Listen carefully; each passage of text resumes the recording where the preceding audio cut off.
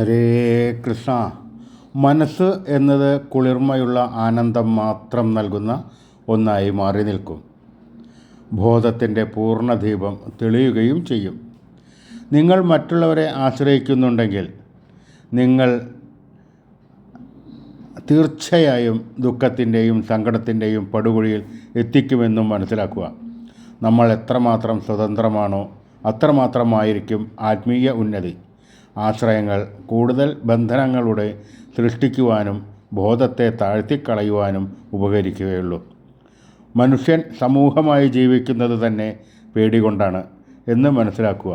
സമൂഹമായി ജീവിക്കുന്ന മനുഷ്യന് ആ സമൂഹത്തിലെ ഓരോ അംഗത്തിനും നിങ്ങളെ സ്വാധീനിക്കുവാൻ സാധിക്കും.